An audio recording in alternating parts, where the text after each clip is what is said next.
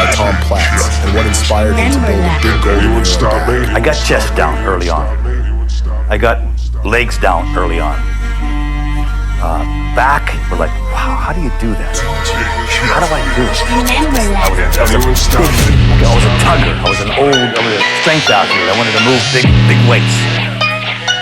And so then I would watch Robbie Robinson. To this day, when Robbie Robinson was doing seated cable rows in the gym, I stopped. I watched.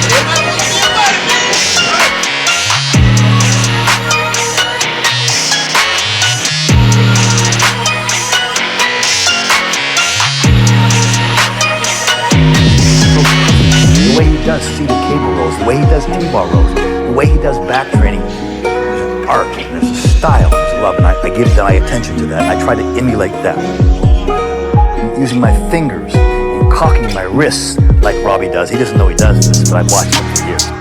Weakest areas that I really had to learn about, had to give special attention to and train differently. I really believe this day. I mean, until 3 weeks ago, I was in the gold gym going, look at that. Look at Robbie Robinson do that. You know, he's 73 or 4 years old right now, but he still has that finesse.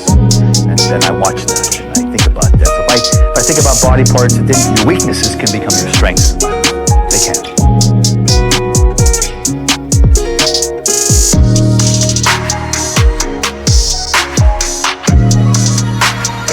If I think about body parts, then your weaknesses can become your strengths. Then your weaknesses can become your strengths.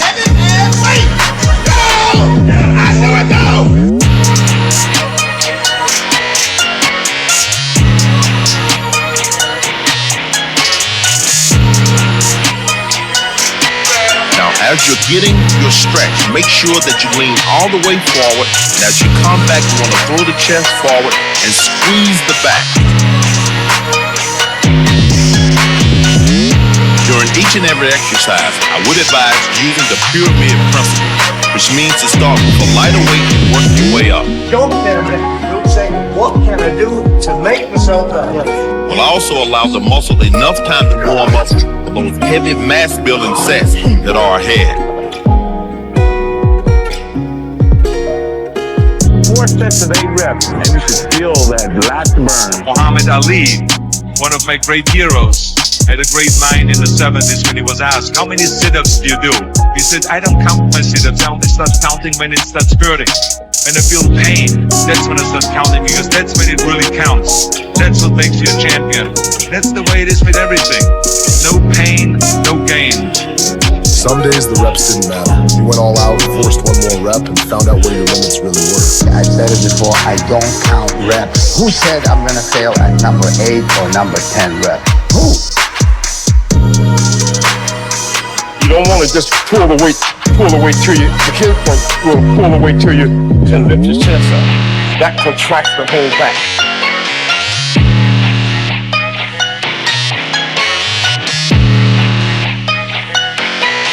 For lifters of that era, the deadlift was foundational in their teenage years, forming the base they built on during their powerlifting days. Deadlifts weren't a staple for every golden era bodybuilder later on, but when they did those deadlifts, they took them serious and they demanded respect. And for some golden era legends like Platz and Franco, it never left their back routine. Remember that. Can't anyone stop me? Work harder than everybody else. That's what champions do. Awesome. There you go. Now you're working your lats. Feel what you're doing. That's a muscle movement. Decide. Let's go on your own. You're on your own. Squeeze all those muscles.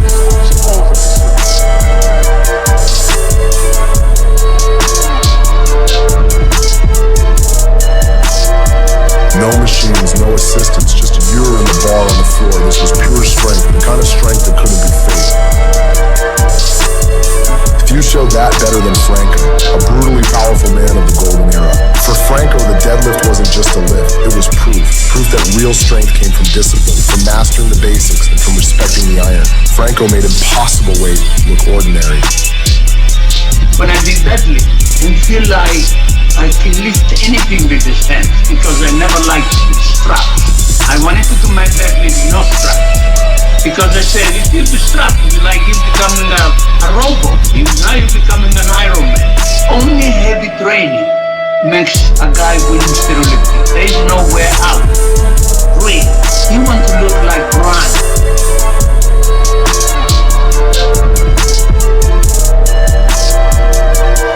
Each set was a step closer to a higher load, and when you think he would be done, he would step it up another plate. And training with the heavy weights, and building up to a heavy weight too, you can start light and build it up the last set.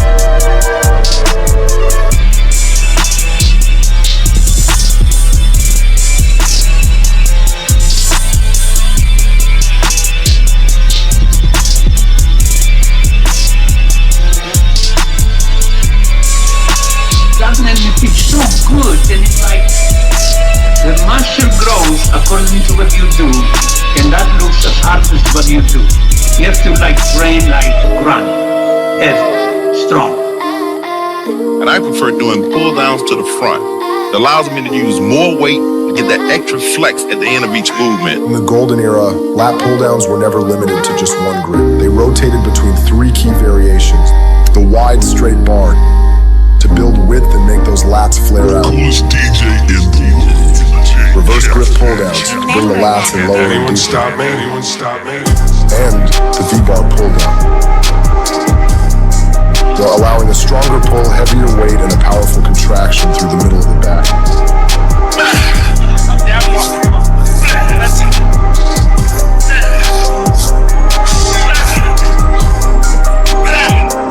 Different grips and different sensations with, but always the same goal, a wider and thicker back. 4 sets, repetitions anywhere between 10 to 12. And make sure as you're coming down, you squeeze and flex every muscle in the back.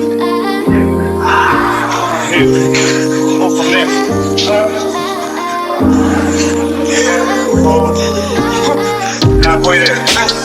5,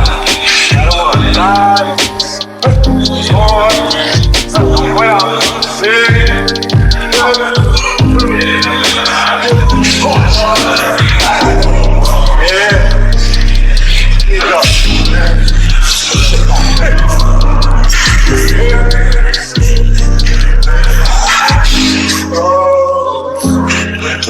Although they experimented with different grips and variations, there was one pull-down they always came back to.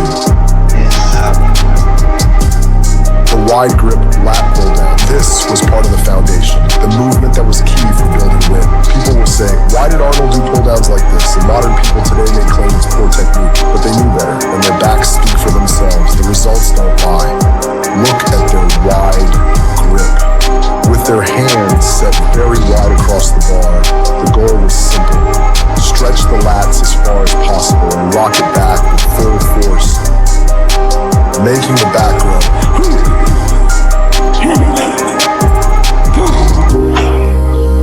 Ready for the last exercise. We're not done yet.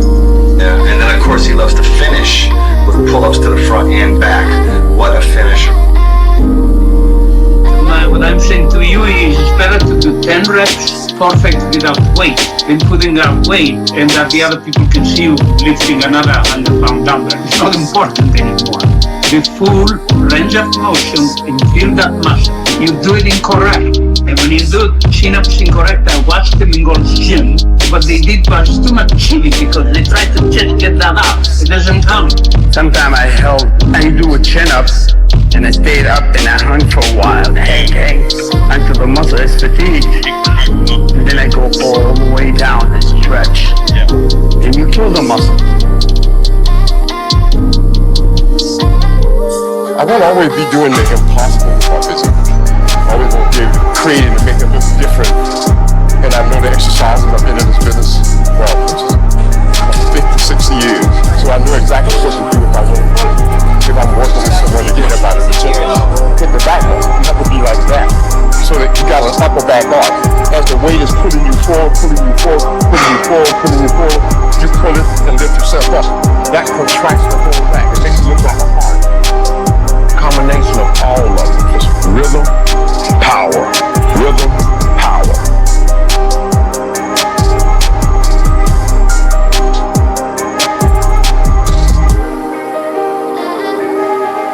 Progress doesn't come from new machines. It comes from the basics that prove they work. If it built them, it can build you.